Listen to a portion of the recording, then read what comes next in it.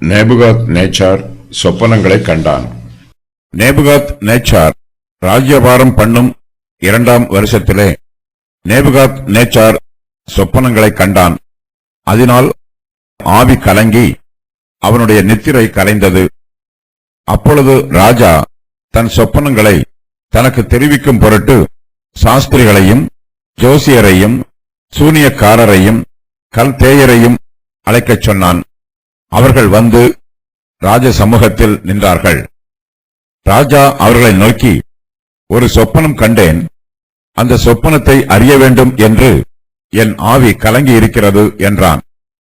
அப்பொழுது கல்தேயர் ராஜாவை நோக்கி, ராஜாவே, நீர் என்றும் வாழ்க. சொப்பனத்தை உமது அடியாருக்குச் சொல்லும், அப்பொழுது அதன் அர்த்தத்தை விடுவிப்போம் என்று சீரிய பாஷையிலே சொன்னார்கள். ராஜா கல்தேயருக்கு பிரதியுத்தரமாக, என்னிடத்திலிருந்து பிறக்கிற தீர்மானம் என்னவென்றால், நீங்கள் சொப்பனத்தையும் அதன் அர்த்தத்தையும் எனக்கு அறிவியாமற் போனால் துண்டித்து போடப்படுவீர்கள், உங்கள் வீடுகள் எருக்களங்களாக்கப்படும். சொப்பனத்தையும் அதன் அர்த்தத்தையும் தெரிவித்தீர்களேயாகில் என்னிடத்தில் வெகுமதிகளையும் பரிசுகளையும் மிகுந்த கனத்தையும் பெறுவீர்கள். ஆகையால் சொப்பனத்தையும் அதன் அர்த்தத்தையும் எனக்கு தெரியுங்கள் என்றான். அவர்கள் மறுபடியும் பிரதியுத்தரமாக, ராஜா அடியாருக்கு சொப்பனத்தை சொல்வாராக, அப்பொழுது அதன் அர்த்தத்தை விடுவிப்போம் என்றார்கள். அதற்கு ராஜா பிரதியுத்தரமாக, என்னிடத்திலிருந்து தீர்மானம் பிறந்தபடியினாலே நீங்கள் காலதாமசம் பண்ண பார்க்கிறீர்கள் என்று நிச்சயமாக எனக்கு தெரிய வருகிறது. காலம் மாறுமென்று நீங்கள் எனக்கு முன்பாக பொய்யும் புரட்டுமான விசேஷத்தை சொல்லும்படி எத்தனம் பண்ணி இருக்கிறீர்கள். நீங்கள் சொப்பனத்தை எனக்கு தெரிவிக்காமற் போனால் உங்கள் எல்லாருக்கும் இந்த ஒரே தீர்ப்பு பிறந்திருக்கிறது. ஆகையால் சொப்பனத்தை எனக்கு சொல்லுங்கள், அப்பொழுது அதன் அர்த்தத்தையும் உங்களால் காண்பிக்கக்கூடும் என்று அறிந்து கொள்வேன் என்றான். கல்தேயர் ராஜ சமூகத்தில் பிரதியுத்தரமாக, ராஜா கேட்கும் காரியத்தை அறிவிக்கத்தக்க மனுஷன் பூமியில் ஒருவனும் இல்லை. ஆகையால் மகத்துவமும் வல்லமையுமான எந்த ராஜாவும் இப்படிப்பட்ட காரியத்தை ஒரு சாஸ்திரி நடத்திலாவது ஜோசிய நடத்திலாவது கல்தேய நடத்திலாவது கேட்டதில்லை. ராஜா கேட்கிற காரியம் மிகவும் அருமையானது. மாம்சமாயிருக்கிறவர்களோட வாசம் பண்ணாத தேவர்களை ஒழிய ராஜ சமூகத்தில் அதை அறிவிக்கத்தக்கவர் ஒருவரும் இல்லை என்றார்கள். இது நிமித்தம் ராஜா மகா கோபமும் உக்கிரமும் கொண்டு பாபிலோனில் இருக்கிற எல்லா ஞானிகளையும் கொலை செய்யும்படி கட்டளையிட்டான். ஞானிகளை கொலை செய்ய வேண்டும் என்கிற கட்டளை வெளிப்பட்ட போது தானியேலையும் அவன் தோழரையும் கொலை செய்ய தேடினார்கள். நேபுகாத் நேச்சார் ராஜ்யபாரம் பண்ணும் 2ஆம் வருஷத்திலே அவன் சொப்பனங்களை காண்கிறான். இந்த சரித்திரத்தின் சரியான காலத்தை கணிப்பது கடினமாக உள்ளது. 1ஆம் வருஷத்தில் தானியேல் பாபிலோன் தேசத்திற்கு சிறைப்பிடித்து கொண்டு போகப்படுகிறான். தானியேல் 3 வருஷங்களாக கல்தேயரின் எழுத்துக்களையும் பாஷைகளையும் கற்றுக்கொள்கிறான். 3 வருஷத்தின் முடிவில் தானியேல் ராஜாவுக்கு முன்பாக நிற்கும்படி கட்டளை பிறந்திருக்கிறது. இந்த அதிகாரத்தில் நேபுகாத் நேச்சார் ராஜ்யபாரம் பண்ணும் 2ஆம் வருஷத்திலே அவன் சொப்பனங்களை கண்டதாக எழுதப்பட்டிருக்கிறது. தானியேல் 3 வருஷத்திற்கு பின்புதான் ராஜாவின் சமூகத்திற்கு முன்பாக நிறுத்தப்படுகிறான். ஆனால் இங்கோ 2ஆம் வருஷத்திலே ராஜா சொப்பனம் கண்டான் என்று எழுதப்பட்டிருக்கிறது. இதற்கு வேத பண்டிதர்கள் வெவ்வேறு விளக்கங்களை சொல்லுகிறார்கள். தானியேல் கல்தேயருடைய எழுத்தையும் பாஷையையும் முதலாவதாக 1 வருஷம் மாத்திரமே கற்றுக்கொண்டார் என்று வேத பண்டிதர்கள் ஒரு விளக்கம் சொல்லுகிறார்கள். நேபுகாத் நேச்சார் ஆரம்பத்தில் தன்னுடைய தகப்பனாரோடு பாபிலோன் தேசத்தை ஆளுகை செய்தான். அதன் பின்பு நேபுகாத் நேச்சார் தனியாக ராஜ்யபாரம் பண்ணினான். இவ்வாறு அவன் தனியாக ராஜ்யபாரம் பண்ணின 2ஆம் வருஷத்தில் அவன் இந்த சொப்பனத்தை கண்டான் என்று வேத பண்டிதர்கள் இதற்கு விளக்கம் சொல்லுகிறார்கள். நேபுகாத் நேச்சாரின் 2ஆம் வருஷ ராஜ்யபாரம் என்பது அவன் தன் தகப்பனாரோடு சேர்ந்து ராஜ்யபாரம் பண்ணின 5ஆம் அல்லது 6ஆம் வருஷத்தை குறிக்கும். 2ஆம் வருஷத்திலே என்னும் வாக்கியம் தானியேல் ராஜாவுக்கு முன்பாக நிறுத்தப்பட்டு 2 வருஷம் சென்ற பின்பு என்றும் பொருள் சொல்லலாம். எசேக்கியேலின் புஸ்தகத்தில் தானியேலை பற்றி சொல்லப்பட்டிருக்கிறது. தானியேல் ஞானத்திலும் ஜெபத்திலும் சிறந்து விளங்கினார். நேபுகாத் நேச்சாரின் ஆரம்பகால ஆட்சியிலேயே தானியேல் பிரசித்தி பெற்றவராக விளங்கினார் என்றும் இந்த வசனத்திற்கு வேத பண்டிதர்கள் விளக்கம் சொல்லுகிறார்கள். நேபுகாத் நேச்சார் சொப்பனங்களை காண்கிறான். ஆனால் தான் கண்ட சொப்பனங்களை அவன் மறந்து விடுகிறான். இதனால் அவனுடைய ஆவி கலங்குகிறது, அவனுடைய நித்திரை கலைகிறது. இந்த சொப்பனம் கர்த்தரால் உண்டாயிற்று. நேபுகாத் நேச்சார் தேவனுடைய இஸ்ரவேல் ஜனங்களுக்கு பிரச்சனையாக இருந்தான். அவர்களை துன்பப்படுத்தினான். இதனால் இஸ்ரவேலின் தேவன் நேபுகாத் நேச்சாரை துன்பப்படுத்துகிறார், அவனுடைய ஆவியை கலக்குகிறார். நேபுகாத் நேச்சார் கண்ட சொப்பனம் கர்த்தர் மூலமாகவே உண்டாயிற்று. இந்த சொப்பனத்தில் தீர்க்க தரிசன வியாக்கியானங்கள் இடம்பெற்றுள்ளது. நேபுகாத் நேச்சார் பேரரசனாக இருக்கிறான். அவனிடத்தில் திரளான ஐஸ்வர்யங்கள் இருக்கிறது. படைபலமும் ஆள்பலமும் அவனுக்கு திரளாய் இருக்கிறது. ஆனாலும் ஒரு சொப்பனம் அவனை கலக்கி விடுகிறது. அவனுக்கு பெரிய அரண்மனையும் ஆடம்பரமான மஞ்சமும் இருந்தாலும் அவனுடைய நித்திரை கலைந்து விடுகிறது. அப்பொழுது ராஜா தன் சொப்பனங்களை தனக்கு தெரிவிக்கும் பொருட்டு சாஸ்திரிகளையும் ஜோசியரையும் சூனியக்காரரையும் கல்தையரையும் அழைக்கச் சொல்லுகிறான். இவர்கள் வந்து ராஜ சமூகத்தில் நிற்கிறார்கள். ராஜா கண்ட சொப்பனம் அவனுடைய நினைவில் இல்லை. தான் கண்ட சொப்பனத்தை அவன் மறந்து விடுகிறான். அதை பற்றி நினைத்து பார்க்கிறான். ஆனால் அந்த சொப்பனம் அவனுடைய மனதிற்கு வரவில்லை. ஜோசியர்கள் ராஜ சமூகத்தில் வந்து நிற்கிறார்கள். ராஜாவின் சமூகத்தில் வந்து நிற்பது ஜோசியருக்கு பெருமையாய் இருக்கிறது. ராஜா அவர்களை நோக்கி, ஒரு சொப்பனம் கண்டேன், அந்த சொப்பனத்தை அறிய வேண்டும் என்று என் ஆவி கலங்கி இருக்கிறது என்று சொல்லுகிறான். நேபுகாத் நேச்சார் தான் கண்ட சொப்பனத்தை மறந்து விடுகிறான். ஜோசியருக்கும் ராஜா கண்ட சொப்பனம் தெரியவில்லை. அவர்கள் ராஜாவின் சொப்பனத்தை அறிய விரும்புகிறார்கள். சொப்பனம் என்ன என்று தெரிந்தால்தான் அவர்களால் அதற்கு வியாக்கியானம் சொல்ல முடியும். அப்பொழுது கல்தையர் ராஜாவை நோக்கி, ராஜாவே, நீர் என்றும் வாழ்க, சொப்பனத்தை உமது அடியாருக்கு சொல்லும், அப்பொழுது அதன் அர்த்தத்தை விடுவிப்போம் என்று சீரிய பாஷையிலே சொல்லுகிறார்கள். ஆனால் ராஜாவோ தன்னுடைய வார்த்தையில் பிடிவாதமாய் இருக்கிறான். ஜோசியர்கள் தன்னுடைய சொப்பனத்தையும் சொல்ல வேண்டும், அதற்கு அர்த்தத்தையும் சொல்ல வேண்டும் என்று ராஜா கட்டளையிடுகிறான். சொப்பனத்தையும் அதன் அர்த்தத்தையும் சொன்னால் அவர்களுக்கு வெகுமதி கிடைக்கும் என்றும், அதை சொல்லாவிட்டால் அவர்களுக்கு தண்டனை கிடைக்கும் என்றும் ராஜா தன்னுடைய மனதின் விருப்பத்தை தெரிவிக்கிறான். ராஜா கல்தையருக்கு பிரதியுத்தரமாக, என்னிடத்தில் இருந்து பிறக்கிற தீர்மானம் என்னவென்றால், நீங்கள் சொப்பனத்தையும் அதன் அர்த்தத்தையும் எனக்கு அறிவியாமற் போனால் துண்டித்து போடப்படுவீர்கள். உங்கள் வீடுகள் எருக்களமாக்கப்படும். சொப்பனத்தையும் அதன் அர்த்தத்தையும் தெரிவித்தீர்களே ஆகில் என்னிடத்தில் வெகுமதிகளையும் பரிசுகளையும் மிகுந்த கனத்தையும் பெறுவீர்கள். ஆகையால் சொப்பனத்தையும் அதன் அர்த்தத்தையும் எனக்கு தெரிவியுங்கள் என்று சொல்லுகிறான்.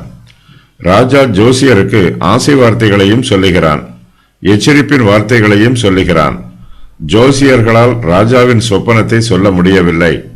அவர்கள் மறுபடியுமாக ராஜாவினிடத்தில் தாங்கள் சொன்னதையே திரும்ப சொல்லுகிறார்கள். ராஜா அவர்களுக்கு சொப்பனத்தை சொல்வாராக, அப்பொழுது அதன் அர்த்தத்தை விடுவிப்போம் என்று ஜோசியர்கள் ராஜாவிடம் சொல்லுகிறார்கள். ராஜா தன்னுடைய அதிகாரத்தின் ஆணவத்தில் இருக்கிறான்.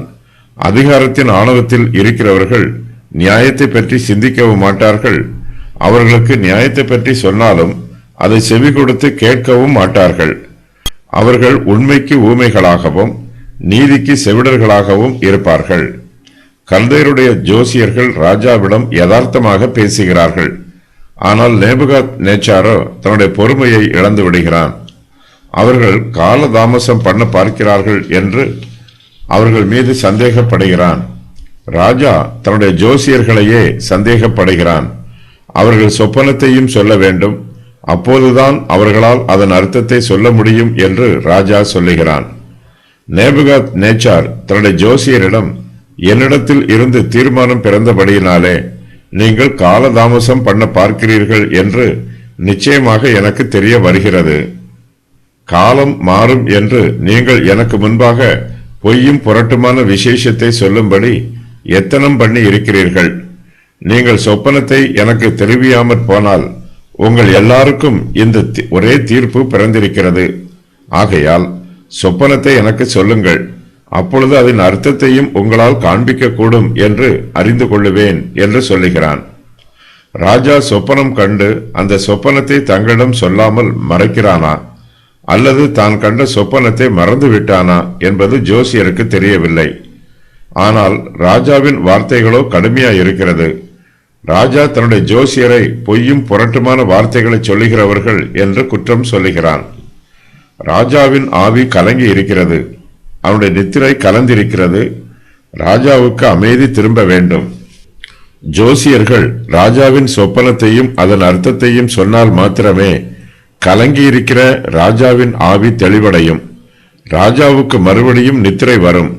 ஆனால் ராஜா எதிர்பார்க்கிற பிரகாரம் அவனுடைய ஜோசியர்களால் அவனுக்கு உதவி புரிய முடியவில்லை. தன்னுடைய சொப்பனத்தையும் அதன் அர்த்தத்தையும் தனக்கு அறிவியாமல் போனால் அவர்கள் துண்டித்து போடப்படுவார்கள் என்றும் ராஜா பயமுறுத்தி இருக்கிறான். இதனால் ஜோசியருக்கு கலக்கமும் பயமும் உண்டாயிற்று. அவர்களால் ராஜாவுக்கு முன்பாக பொய் சொல்ல முடியவில்லை.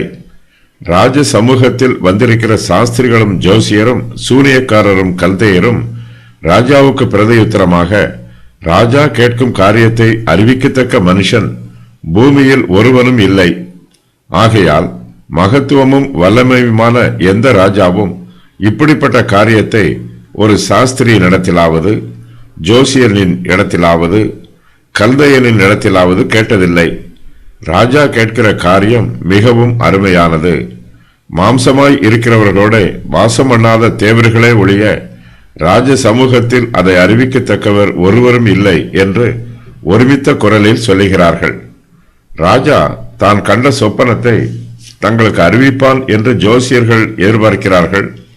ஆனால் ராஜாவோ தன்னுடைய வார்த்தையில் பிடிவாதமாய் இருக்கிறான். இதனால் ஜோசியர்கள் ராஜாவிடம், ராஜா கேட்கும் காரியத்தை அறிவிக்கத்தக்க மனுஷன் பூமியில் ஒருவனும் இல்லை என்று சொல்லிவிடுகிறார்கள். மேலும் மாம்சமாய் இருக்கிறவர்களோட வாசம் பண்ணாத தேவர்களே ஒழிய ராஜ சமூகத்தில் அதை அறிவிக்கத்தக்கவர் ஒருவரும் இல்லை என்றும் அவர்கள் ராஜாவிடம் சொல்லுகிறார்கள். அவர் பர்வதங்களை உருவாக்கினவரும் காற்றை சிருஷ்டித்தவரும் மனுஷனுடைய நினைவுகள் இன்னது என்று அவனுக்கு வெளிப்படுத்துகிறவரும் விடியற் காலத்தை அந்தகாரமாக்குகிறவரும் பூமியினுடைய உயர்ந்த ஸ்தானங்களின் மேல் உலாவுகிறவருமாய் இருக்கிறார். சேனைகளின் தேவனாகிய கர்த்தர் என்பது அவருடைய நாமம். ஆமோஸ் 4:13. ராஜாவின் சொப்பனத்தை மனுஷரால் சொல்ல முடியாது என்றும் அதை தேவர்களால் மாத்திரமே சொல்ல முடியும் என்றும் ஜோசியர்கள் சொல்லுகிறார்கள். கல்தையருடைய ஜோசியருக்கு கர்த்தரை பற்றி சரியான ஞானம் இல்லை. இந்த பூமியில் ஏராளமான தெய்வங்கள் இருப்பதாக அவர்கள் நினைக்கிறார்கள். தேவன் ஒருவரே என்னும் சத்தியம் அவர்களுக்கு தெரியவில்லை. சாஸ்திரிகள் சொன்ன பிரதியுத்தரத்தை கேட்டு நேபுகாத் நேச்சார் மகா கோபமும் உக்கிரமும் கொள்கிறான். அவர்கள் எல்லோருக்கும் ராஜாவின் வாயிலிருந்து ஒரே தீர்ப்பு பிறக்கிறது. பாபிலோனில் இருக்கிற எல்லா ஞானிகளையும் கொலை செய்யும்படி ராஜா கட்டளையிடுகிறான். ஞானிகளை கொலை செய்ய வேண்டும் என்கிற கட்டளை வெளிப்பட்ட போது தானியேலையும் அவன் தோழரையும் கொலை செய்ய தேடுகிறார்கள். தானியேலுக்கு ராஜ சமூகத்தில் நடைபெற்ற சம்பவத்தை பற்றி ஒன்றும் தெரியாது. ஆனாலும் தானியேலும் ராஜாவின் தீர்ப்புக்கு தப்பிக்கவில்லை. நேபுகாத் நேச்சாரின் உண்மையான சுபாவம் இங்கு வெளிப்படுகிறது. அவன் தெளிந்த புத்தி இல்லாமல் நிதானம் இழந்து செயல்படுகிறான். தானியேல் பாபிலோனுக்கு அடிமையாக வந்து 2 வருஷங்கள் ஆயிற்று. ராஜாவின் அரமனையில் சேவிப்பதற்கு 3 வருஷங்கள் பயிற்சி எடுக்க வேண்டும். அதற்கு முன்பாகவே தானியேல் இங்கு பயன்படுத்தப்படுகிறான். யோயாக்கீம் தேவனை மறுதலித்து எரேமியாவின் புஸ்தக சுருளை எரித்து 1 வருஷத்திற்கு பின்பு இந்த சம்பவம் நடைபெறுகிறது. தானியேல் 2ஆம் அதிகாரத்தில் நேபுகாத் நேச்சார் சொப்பனமாக கண்ட ஒரு பெரிய சிலையை பற்றி கூறப்பட்டிருக்கிறது. இந்த சொப்பனத்திற்கு அர்த்தம் கூறும்போது இந்த உலகத்தில் வருங்காலத்தில் நடைபெறப் போகும் சம்பவங்கள் தீர்க்க தரிசனமாக முன் அறிவிக்கப்பட்டிருக்கிறது. தானியேலின் காலத்தில் இருந்து தேவன் இந்த பூமியை ஆளுகை செய்யும் நித்திய காலம் வரையிலும் இந்த சொப்பனத்தின் அர்த்தத்தில் கூறப்பட்டிருக்கிறது. தானியேல் 2வது அதிகாரத்தில் உள்ள உட்பிரிவுகள் சொப்பனம் வெளிப்படுவதற்கு முன்பு வரையிலும் நடைபெற்ற சம்பவங்கள். சொப்பனம் வெளிப்படுத்தப்படுகிறது. சொப்பனத்திற்கு அர்த்தம் கூறப்படுகிறது. சொப்பனத்தின் விளைவுகள். ராஜா தன்னுடைய சாஸ்திரிகளிடமும் ஜோசியரிடமும் சூனியக்காரரிடமும் இதை மட்டுமே வெளிப்படுத்துகிறான். ஆனால் தான் கண்ட சொப்பனத்தை ராஜா யாருக்கும் அறிவிக்கவில்லை. கர்த்தர் தானியேலுக்கு ராஜாவின் சொப்பனத்தையும் அதன் அர்த்தத்தையும் வெளிப்படுத்துகிறார். கர்த்தர் வல்லமையாய் கிரியை செய்யும் போது கல்தையருடைய தேசத்தில் உள்ள ஜோசியராலும் சாஸ்திரிகளாலும் சூரியக்காரராலும் ஒன்றும் செய்ய முடியவில்லை. கல்தையர் என்பவர்கள் பாபிலோன் தேசத்தில் விசேஷித்த கல்விகளை கற்ற ஞானவான்கள். மற்றவருடைய சார்பாக கல்தையரே ராஜாவினிடத்தில் பேசுவார்கள். சீரிய பாஷை என்பது அரமாயிக் பாஷையை குறிக்கும். இது அராம் அல்லது சீரியருடைய பாஷையாகும். தானியேல் 7ஆம் அதிகாரம் வரையிலும் சீரிய பாஷையே பயன்படுத்தப்பட்டிருக்கிறது. வேதாகமத்தில் மேலும் பல வசன பகுதிகளில் சீரிய பாஷையாகிய அரமாயிக் பாஷை பயன்படுத்தப்பட்டுள்ளன.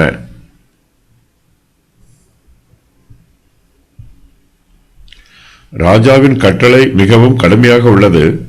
சொப்பனத்தையும் அதன் அர்த்தத்தையும் அறிவியாமல் போனால் கல்தையர்கள் துண்டிக்கப்படுவார்கள் என்று ராஜா சொல்லுகிறான். அக்காலத்து ராஜாக்கள் தங்களுக்கு சர்வ அதிகாரமும் இருப்பதாக நினைத்தார்கள். தேவன் தம்முடைய நாம மகிமையை வெளிப்படுத்துவதற்கு நேபுகாத் நேச்சாரையும் இங்கு பயன்படுத்துகிறார். ராஜா சொப்பனத்தை மறந்துவிட்டார் என்றும் சற்று கால அவகாசம் இருந்தால் அவர் நினைவு கூறுவார் என்றும் கல்தையரின் சாஸ்திரிகள் நினைக்கிறார்கள். சொப்பனம் தங்களுக்கு அறிவிக்கப்பட்டால் அதன் வியாக்கியானத்தை கூறிவிடலாம் என்று ஜோசியர்கள் நினைக்கிறார்கள். ராஜா கேட்கும் காரியத்தை அறிவிக்க மனுஷன் பூமியில் ஒருவரும் இல்லை என்று கல்தையர் உண்மையை கூறுகிறார்கள். தானியேல் இந்த சொப்பனத்தையும் அதன் அர்த்தத்தையும் தேவனிடத்தில் இருந்தே பெற்றுக்கொள்கிறான் என்பதற்கு கல்தையருடைய வார்த்தையும் ஆதாரமாக உள்ளது. எந்த ராஜாவும் இப்படிப்பட்ட காரியத்தை கேட்டதில்லை என்று கல்தையர் ராஜாவிடம் சொல்லுகிறார்கள். ராஜாவின் சொப்பனத்தை யாராலும் கூற முடியாது. கூறாவிட்டால் மரண தண்டனை கொடுக்கப் போவதாக ராஜா அறிவித்து விடுகிறான். இதற்கு முன்பு எந்த ராஜாவும் இப்படி சட்டம் போட்டதில்லை என்று கல்தையர் கூறுகிறார்கள். தானியேல் சொப்பனத்தையும் அதன் அர்த்தத்தையும் கூறிய போது அவன் கர்த்தருடைய அனுகிரகத்தினால் அதை கூறியதாக அங்கீகரிக்கிறார்கள். கல்தையர்கள் ராஜாவிடம் மாம்சமாய் இருக்கிறவர்களோட வாசம் பண்ணாத தேவர்களை பற்றி சொல்லுகிறார்கள். கல்தையரை பொறுத்தளவில் சில தெய்வங்கள் மனுஷரோட வாசம் பண்ணும் என்றும் சில தெய்வங்கள் மனுஷரோட வாசம் பண்ணாது என்றும் நினைக்கிறார்கள். இங்கு கல்தையர் முதல் முறையாக எலோஹிம் என்னும் வார்த்தையை பயன்படுத்துகிறார்கள். பிதா, குமாரன், பரிசுத்த ஆவியானவரை குறிப்பதற்காக இந்த வார்த்தை பன்மையில் பயன்படுத்தப்பட்டிருக்கிறது. கர்த்தர் தம்முடைய தேவத்துவத்தில் பிதாவாகவும் குமாரனாகவும் பரிசுத்த ஆவியானவராகவும் இருக்கிறார். ஞானிகள் தங்களுக்கு பலவிதமான வல்லமைகள் இருப்பதாக கூறிக்கொள்கிறார்கள். ஆனால் அவர்களால் ராஜாவின் சொப்பனத்தை கூற முடியவில்லை. இதனால் ஞானிகள் மீது ராஜாவிற்கு கோபம் உண்டாயிற்று. அவர்கள் எல்லோரையும் கொலை செய்து விடும்படி ராஜா கட்டளையிடுகிறான். இந்த ஞானிகளின் வரிசையில் தானியேலும் அவனுடைய நண்பர்களும் வருகிறார்கள். ராஜாவின் கட்டளை பிரகாரம் தானியேலும் அவனுடைய நண்பர்களும் கொலை செய்யப்படுவார்கள்.